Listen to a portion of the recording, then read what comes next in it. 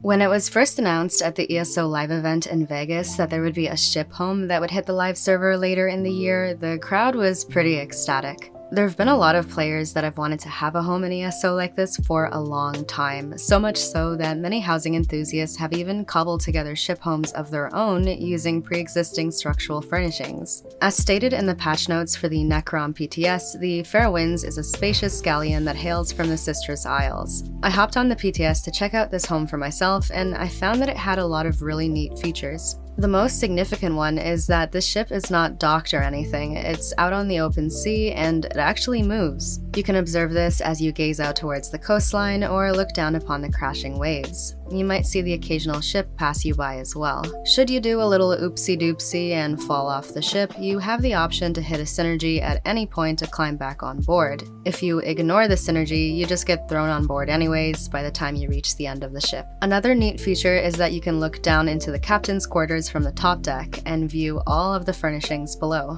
I really like this immersive window feature. I wonder if you'd be able to see players that might be inside as well. The windows on the inside also allow you to look outside and observe the changing environment. As for the inside of the ship, there are three main components to it: the captain's quarters, the lower deck, and the crew quarters. All of these components are linked to one another through the doors on the inside, and there are doors on the outside that grant you entrance into either the captain's or crew's quarters, which are located on opposite sides of the ship. I did select the pre-furnished iteration of the Fair Winds on the PTS so that I wasn't showing you all a barren home. Most of the furnishings were high aisle ones, although I did notice a few that I didn't recognize. Feel free to correct me if I'm wrong, and these furnishings already exist in the game. The captain's quarters consist of a grand rectangular room. There are stairs on either side of it that lead down to the lower deck. If you're someone that enjoys adding a bit of utility to their player homes, this area looks like it could be nice for parsing if you were to place a dummy on the absolute lowest floor, for example. Or perhaps it could even be a spot for dueling, as others could watch the duel from the upper floor.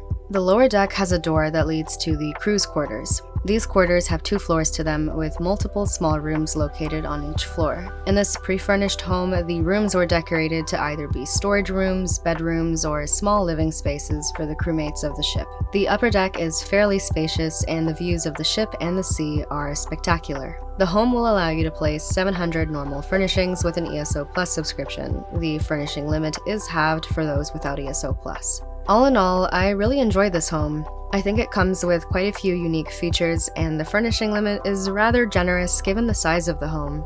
I think that this latter notion will grant players a lot of creative freedom when decorating, such as creating really neat, cluttered spaces, something that I think would go really nicely with the theme of the home.